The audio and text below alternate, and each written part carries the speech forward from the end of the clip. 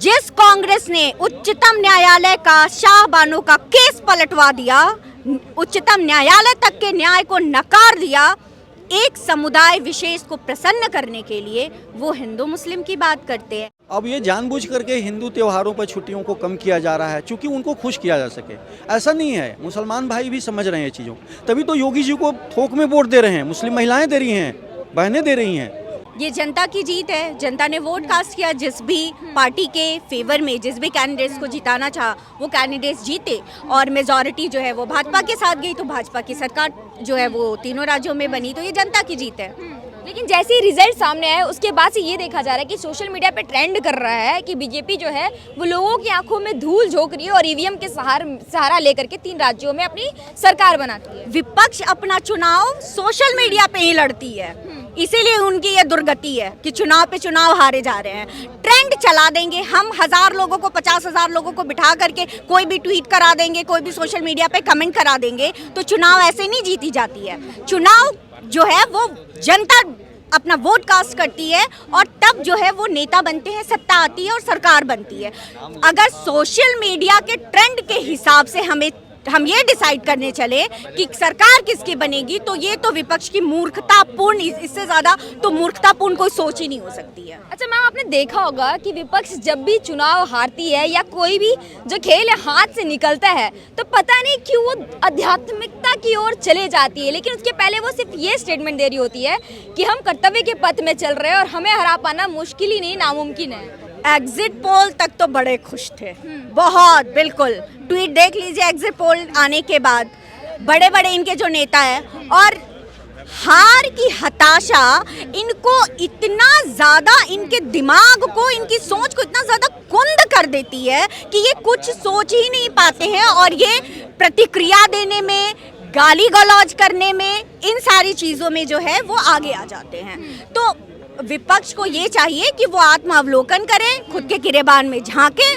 देखे, सोचे, समझे कि हम कहाँ लैग कर रहे हैं, इनकी सरकार बनेगी कि नहीं कांग्रेस की। के बाद या हार रहे होते तभी उन्हें अध्यात्म क्यों याद आता है? हार आपको किसने कहा कि हारने के बाद याद आता है? जब ये इंडी गठबंधन बना और ये चुनाव हुआ कि ये 5 राज्यों में चुनाव होगा, ये तो प्रोबेबल था कि इस टाइम में होने वाला है।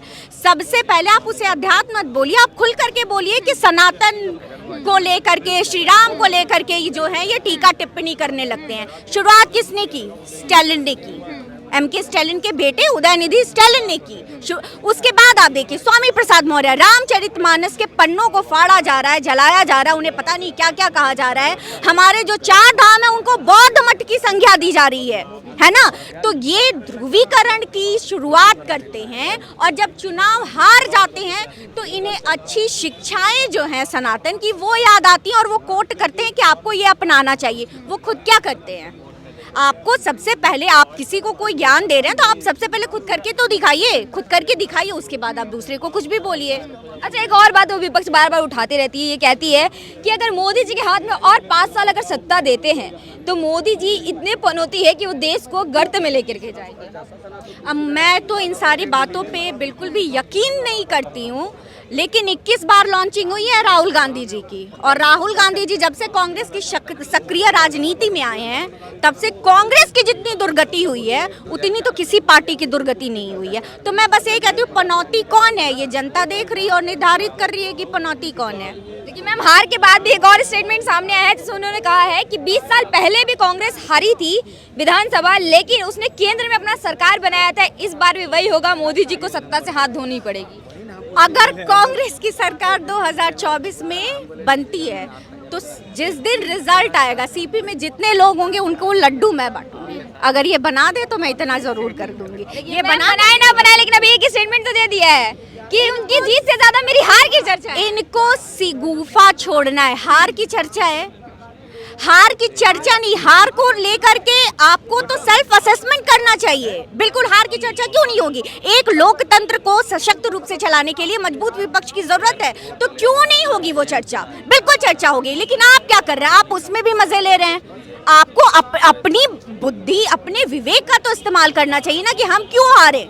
आप वोट शेयर जीत गए वो लेकर के खुद ही खुश भी हो लिए, और एक तरफ एक जो इनका बिग्रेड है वो ईवीएम को जो है वो घेरने लगा। तो ये क्या कहती हैं, क्या करते हैं, इनको कुछ खुद ही समझ नहीं है और ये घूम फिर करके ये तो जनता पे ही प्रश्न उठा देते हैं। इस हार के बाद आपको क्या लगता है कि ये जो इंडिया गठबंधन है उसका भविष्य क्या होने वाला है 2024 का? इंडी गठबंधन का ना अतीत था, वर्तमान दिख रहा है आपको? ना वर्तमान है, तो जिसका अतीत नहीं, जिसका वर्तमान नहीं, उसका भविष्य क्या होगा? कुछ नहीं। मैंने बार बार इस बात को कहा है कि अगर ये गठबंधन सीट बंटवारा ही कर ले, अगर गठबंधन के नाम पे सीट बंटवारा कर ले, तो मैं मान जाऊंगी कि गठबंधन तो मैम अभी महिलाओं के हक की और जनता के हित की बात कर रही है। हित की बात कर रही है हित की ये, और जनता जो है वो वोट दे करके भाजपा को आ जा रही है। तो जनता तो समझ रही है ना कि उनके हित की बात कौन कर रहा है और कह रहा है। क्या ईवीएम हैक किया गया, तो क्या बैलेट पेपर से चुनाव हो? मांग कर तो रह रहे हैं, अब मांग कर रहे बैलेट पेपर से चुनाव हो, ताकि ये मतपेटी लूट करके लेके जाए। कर्नाटका में कैसे आए, हिमाचल में कैसे आए, तेलंगाना में अभी कैसे आए? तो क्या वो वहाँ हैक करके आए हैं? हम बहुत अच्छे हैं, बाकी दुनिया खराब है। ये सोच अगर नहीं बदलेगी कांग्रेस तो इसकी और दुर्गति होने वाली है और ये देश का दुर्भाग्य होगा कि अगर देश वास्तव में कांग्रेस मुक्त हो जाए तो ये देश का दुर्भाग्य होगा और लोकतंत्र का दुर्भाग्य होगा। ये भी बात में कहती हूं। अच्छा मैम, राहुल गांधी ये कहते हुए आ रहे हैं कि भले ही हम विधानसभा की 3 राज्यों को हम हार चुके हैं, लेकिन हम अपने विचारधाराओं को लेकर के जरूर चलेंगे, मोदी जी को हटाएंगे। इनकी कौन सी विचारधारा? भाजपा से लड़ते लड़ते मोदी जी से लड़ने लगे, मोदी जी से लड़ते लड़ते सेना से लड़ने लगे, सेना से लड़ते लड़ते आम जनता से लड़ने लगे। कौन सी विचारधारा? ये किस विचारधारा के खिलाफ लड़ रहे हैं? मोदी जी अगर सबका साथ, सबका विकास, सबका प्रयास की बात करते हैं, इस विचारधारा के खिलाफ लड़ रहे हैं वो। अगर वो सब घर घर में जल पहुंचा रहे हैं, अगर वो सबके सर पे छत दे रहे हैं, इस विचारधारा से लड़ने की बात करते हैं वो किस विचारधारा से लड़ने की बात करते हैं? वो खुल करके कहें तो सही। वो नहीं कह सकते हैं क्योंकि कोई ऐसी विचारधारा है ही नहीं। कांग्रेस बहुत अच्छे से जानती है मोदी जी की या भाजपा की अभी तत्काल में कोई ऐसी विचारधारा नहीं है जिसके खिलाफ जनता है। वो उनकी मर्जी है, जो मर्जी चाहे वो कहे। लेकिन मैम इलेक्शन के पहले तो उनका ये कहना था कि जितनी भी देश की जनता आज हमारे साथ खड़ी है, बीजेपी ने जितना धूल झोंका है लोगों की आंखों में, हिंदू मुस्लिम करवाया है, अब उनकी आंखें खुल चुकी है, वोट तो मिलेगा नहीं। जिनके होते हुए देश का बंटवारा हो गया धर्म के नाम पे, वो कहते हैं कि मोदी जी हिंदू मुस्लिम कर रहे हैं। जिस कांग्रेस ने उच्चतम न्यायालय का शाह बानो का केस पलटवा दिया, उच्चतम न्यायालय तक के न्याय को नकार दिया एक समुदाय विशेष को प्रसन्न करने के लिए, वो हिंदू मुस्लिम की बात करते हैं। जो कांग्रेस ये कहती है कि यहाँ के संसाधनों पे सबसे पहला अधिकार मुसलमानों का है, वो कहती है, वो आरोप लगाती है कि भाजपा हिंदू मुस्लिम करती है। वो कांग्रेस, वो विपक्ष जो ये कहता है कि सनातन डेंगू मलेरिया है और उसके साथ वो एक साथ गठबंधन बना रहे हैं, वो कहते हैं कि भाजपा हिंदू मुस्लिम कर रही है। तो जनता मूर्ख नहीं है, ये यही सोचते रहे। विपक्ष कह रही है कि ये जो भी 3 राज्यों की जीत है वो गलत है, क्योंकि कहीं ना कहीं भाजपा ने ईवीएम को हैक किया था और अपने पक्ष में वोट लेकर के सरकार बनाई है। तो ये भी तो कहना चाहिए कि 3 राज्यों का गलत है और एक राज्य जो उधर है उसका भी गलत है। ये भी कहो ना कि तेलंगाना का बहुत गलत आ गया भैया, सारा हैकिंग करके कांग्रेस के नेता ने जीत लिया और लोकतंत्र का हत्या कर दिया। तो दोनों को बोलो ना, सेम आरोप लगाते हो ईडी तोता है, तो 10 साल ये तोता तुम्हारे पास भी था ना, तो 10 साल भाजपा के सारे भ्रष्टाचारियों को तुमने तो अंदर कर दिया होगा। तो उसका जब अंदर हो गया, अब मोदी जी तुम्हारे वाले को अंदर कर रहे हैं, तो जनता के लिए अच्छा हो गया, दोनों का अंदर हो गया। 2024 में इसका क्या प्रभाव पड़ेगी इंडिया गठबंधन के लिए और एनडीए गठबंधन के लिए? ये देखिए, एक मनोवैज्ञानिक खेल था। अगर ये चुनाव मोदी जी हार जाते तो यकीनन 24 में उनका ग्राफ नीचे चला जाता। अब जनता में एक जनादेश चला गया, संदेश चला गया कि मोदी जी हारने वाले हैं नहीं। ईवीएम यदि खराब होता तो वही पुरानी बात जैसा भाई साहब कह रहे थे, कर्नाटका में कैसे हुआ, हिमाचल में कैसे हुआ, अभी तुरंत तेलंगाना में कैसे कांग्रेस की जीत हुई। ईवीएम का रोना वही रोते हैं जो चाहते हैं कि लालू के ज़माने में बैलेट बॉक्स में मोमबत्तियाँ निकलें, बैलेट बॉक्स लूटी पीटी जाए, 15 दिन में काउंटिंग हो, 20 दिन में काउंटिंग का काम पूरा हो। ईवीएम भारत की एक पहचान है। हम कई देशों में, दूसरे देशों में ईवीएम भारत से जाता है चुनाव कराने के लिए, तो ईवीएम आज का थोड़ी है, ये सब गलत सर आरोप। आप ये बताइए, ये जो 5 राज्यों के चुनाव थी, ये अब भविष्य में सरकारों के लिए कैसा भविष्य तय कर रही है, क्या दर्शा रही है? इंडिया गठबंधन का क्या भविष्य दिख रहा है आपको? इंडिया गठबंधन का तो आपने न्यूज़ सुना होगा ना, कल परसों मीटिंग थी, टल गई।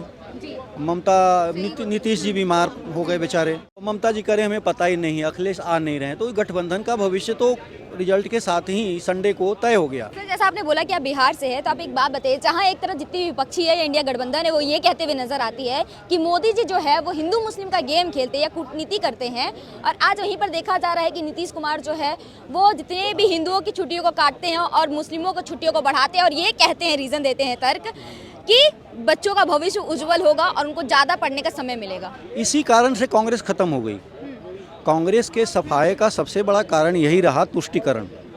अब आज के ज़माने में सोशल मीडिया का समय है और यूथ वोटर जो है आपके जैसा या जो फर्स्ट टाइमर वोटर है वो देख रहा है कि क्या ये वोट पॉलिटिक्स के लिए और छद्म धर्मनिरपेक्षता के लिए क्या क्या कर रहे हैं।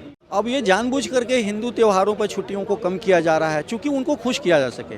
ऐसा नहीं है, मुसलमान भाई भी समझ रहे हैं ये चीज़ों, तभी तो योगी जी को थोक में वोट दे रहे हैं। मुस्लिम महिलाएं दे रही हैं, बहनें दे रही हैं, वो दे रही हैं क्योंकि उनको सुरक्षा चाहिए। वो देख रहे हैं कि योगी जी अच्छा काम कर रहे हैं, तो वो नहीं ये वोट बैंक के लिए ऐसा कर रहे हैं। लेकिन मुस्लिम महिलाएं और या मुस्लिम भाई उनके बहकावे में आने वाले नहीं हैं। सारा देश इकट्ठा होकर के उनको सजा देगा, जो सजा कांग्रेस को अब बहुत पहले से मिलना शुरू हो गई है।